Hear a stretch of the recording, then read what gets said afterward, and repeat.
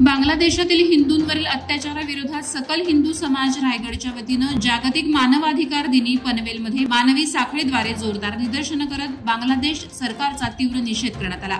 बांगलादेशातील हिंदू समाजावर होत असलेला अत्याचार तातडीनं थांबवण्याची मागणी यावेळी करण्यात आली। पनवेल रेल्वे स्थानक ते पनवेल बस डेपो अशा मार्गानं हजारोंच्या संख्येनं मानवी साखळी करत हे आंदोलन करण्यात आलं।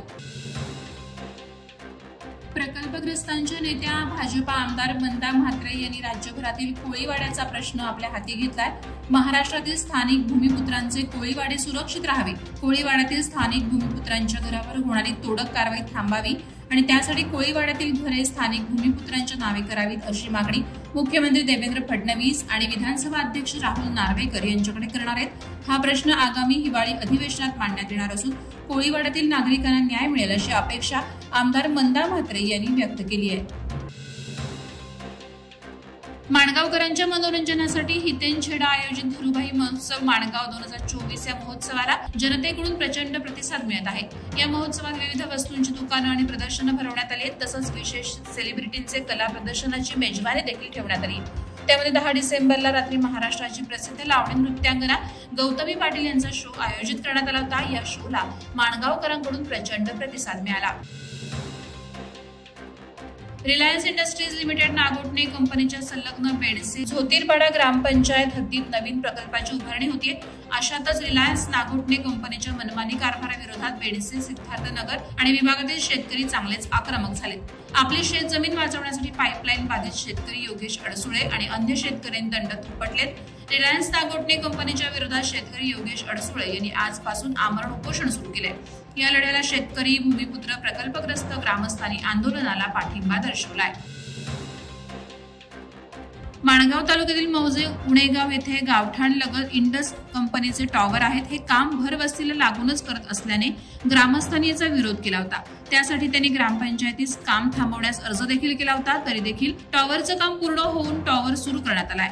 ग्रामपंचायत आणि प्रशासनानं या टॉवरचं काम थांबवण्यात यावं अशी नोटीस काढली होती, परंतु नोटीसीला न जुमानता मनमानी करीत टॉवर गावठाण आणि मानवी वस्तीलगत बांधण्यात आलाय। उणेगाव ग्रामपंचायतीच्या मनमानी कारभारामुळे सामान्य जनतेस वेठीस धरलं जात असल्याचं ग्रामस्थ निलेश सत्वे यांनी सांगितलं। खालापूर तहसील आवारात बेशिस्त वाहन पार्किंग करणाऱ्या वाहन चालक मालक यांच्यावर दंडात्मक कारवाई करण्यात आली। खालापूर तहसील आवारात तहसील कार्यालय, ट्रेझरी कार्यालय, सेतू सुविधा केंद्र, भूमी अभिलेख कार्यालय, तलाठी कार्यालय, मंडल अधिकारी कार्यालय, कारागृह, वन विभाग यांची इमारत, खालापूर पोलीस ठाणे अशी कार्यालये आहेत। मात्र प्रशस्त जागेतून तहसील कार्यालयात जाण्याच्या मार्गावर अनेक वाहनं उभी असल्याने तहसीलदार, वरिष्ठ अधिकारी, लोकप्रतिनिधी यांच्या गाड्यांना अडथळा निर्माण होतो। तसंच कामानिमित्त येणाऱ्या नागरिकांना देखील त्रास होतो। त्यामुळे तहसील आवारात बेशिस्त वाहन पार्किंग करणाऱ्यांवर वाहतूक पोलिसांनी 13 गाडी मालकांवर कारवाई करून 7,500 रुपये दंड वसूल केले।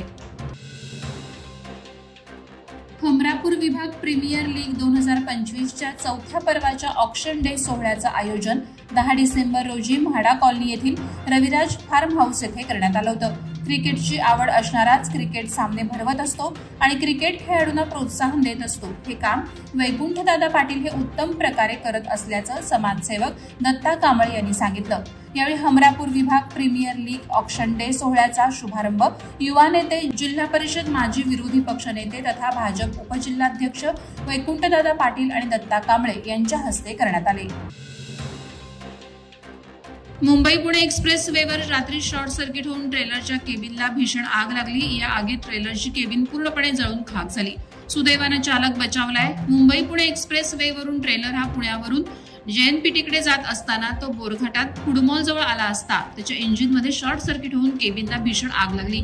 या घटनेची माहिती मिळताच देवदूत यंत्रणा आणि खोपोली नगरपालिकेचे अग्निशमन बंब तत्काळ घटनास्थळी दाखल होऊन आगीवर नियंत्रण मिळवण्यात यश आलं।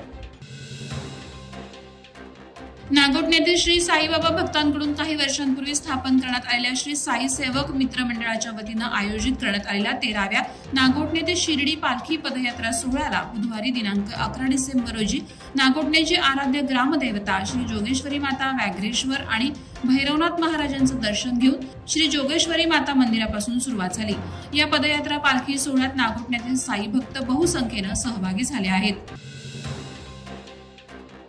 मानवी हक्क दिनानिमित्त समाजातील तळागाळातील जनतेला मानवी हक्काचं ज्ञान माहिती होणं आणि त्याबाबत जनजागृती करता कार्यक्रम खांदेश्वर पोलीस ठाण्यामार्फत राबवण्यात आला।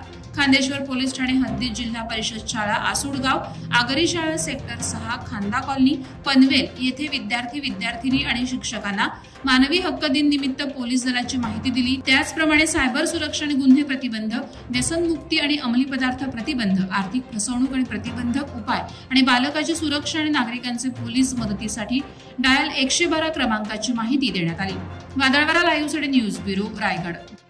नवी मुंबई व रायगड जिल्ह्यातील ताज्या बातम्या आणि घडामोडींसाठी सबस्क्राइब करा वादळवारा लाईव्ह चॅनल आणि दाबा बेल आयकॉन।